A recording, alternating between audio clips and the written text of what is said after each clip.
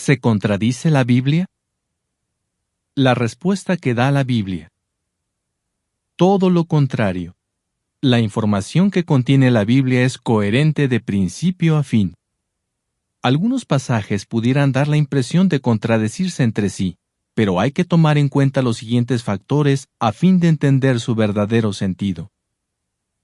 1. El contexto. Cuando distintos pasajes de una obra se citan fuera de contexto, alguien pudiera concluir que se contradicen entre sí. 2. El enfoque del escritor. Aunque dos testigos describan cierto suceso con exactitud, no tienen por qué usar las mismas palabras ni incluir los mismos detalles. 3. Los datos históricos y las costumbres de la antigüedad. 4. El sentido literal y simbólico de las palabras. Tenemos que distinguir con cuál de estos dos sentidos se está empleando cierto término. 5. La autoría de una acción. A veces se le atribuye una acción a alguien que no la llevó a cabo personalmente. La nota a pie de página dice, por ejemplo, la obra de consulta Guía del Patrimonio de la Humanidad señala que el Taj Mahal fue erigido como mausoleo por el emperador mogol Shah Jahan. Esto no quiere decir, sin embargo, que lo haya construido el propio emperador, pues el mismo libro añade que en la obra intervinieron 20.000 obreros. Fin de la nota. 6. La traducción. Es imprescindible utilizar una traducción bíblica que sea exacta. 7. Lo que realmente enseña la Biblia. Nuestro modo de entender la Biblia podría verse afectado por ideas religiosas equivocadas.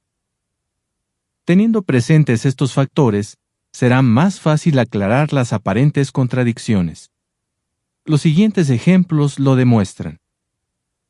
Factor 1. El contexto. La Biblia dice que Dios ha estado descansando, pero también afirma que ha seguido trabajando hasta ahora. ¿Cómo es posible esto? La primera afirmación aparece en Génesis. Allí se declara que Dios procedió a descansar en el día séptimo de toda su obra que había hecho.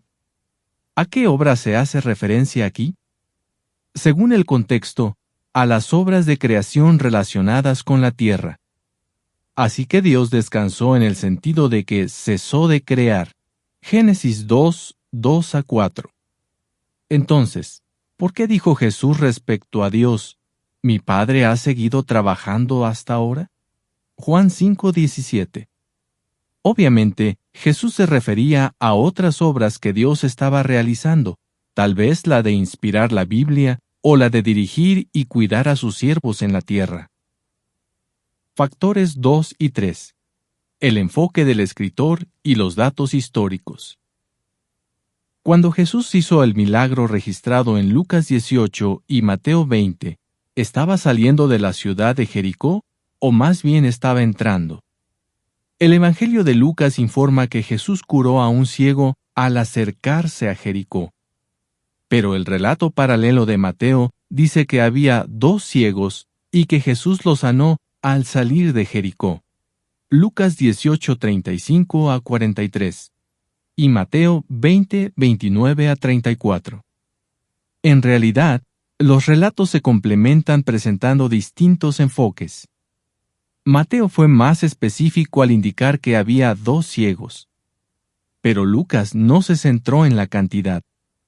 Se limitó a destacar que Jesús habló con un ciego en particular, lo cual no descarta el hecho de que hubiera otro ciego. ¿Y qué puede decirse del lugar? Los arqueólogos han descubierto que en esa época Jericó se componía de 2 ciudades, la antigua ciudad judía y la nueva ciudad romana. Entre ambas había una distancia de más o menos 1,5 kilómetros, 1 milla. Lo más probable es que Jesús estuviera entre las 2 ciudades al realizar este milagro. Factor 4. El sentido literal y simbólico de las palabras. ¿Será destruida la tierra o existirá para siempre? La Biblia asegura que la tierra subsiste siempre. Eclesiastés 1:4 Martín Nieto, 1992. Esto quizá parezca contradecir otro versículo bíblico que afirma que los elementos del mundo quedarán hechos ceniza y la tierra con todo cuanto hay en ella desaparecerá. Segunda de Pedro 3:10, Martín Nieto. Pues bien, la Biblia usa la palabra tierra en sentido literal para referirse a nuestro planeta, pero también la usa en sentido simbólico para referirse a la gente que vive en ella. Visto así, lo que se describe en Segunda de Pedro 3:10 no es la destrucción de nuestro planeta, sino la destrucción de los hombres impíos.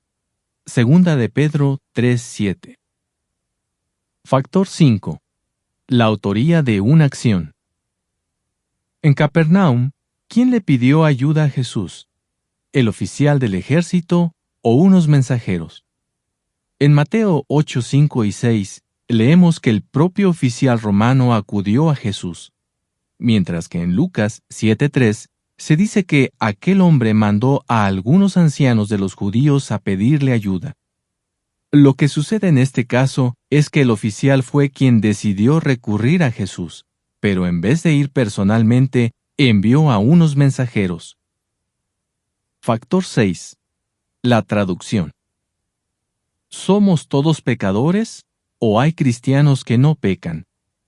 Respecto al pecado, la Biblia enseña que todos lo heredamos del primer hombre, Adán. De modo que todos pecamos. No obstante, algunas traducciones podrían dar la impresión de contradecir dicha enseñanza al afirmar que un cristiano no comete pecado o que no pecará. Primera de Juan 3:6, Biblia Traducción Interconfesional y Nueva Traducción Viviente. Cabe señalar que en Primera de Juan 3:6, el verbo griego equivalente a pecar está expresado en tiempo presente, que en ese idioma por lo general denota una acción continua. Hay que recordar que no es lo mismo cometer errores por haber heredado el pecado, algo inevitable, que pecar de forma constante y deliberada.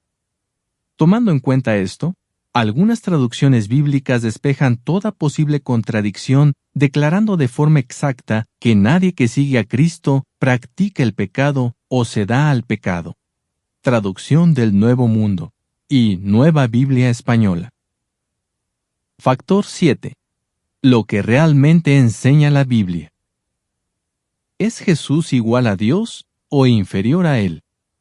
Jesús afirmó: Yo y el Padre somos uno, pero también declaró: El Padre es mayor que yo.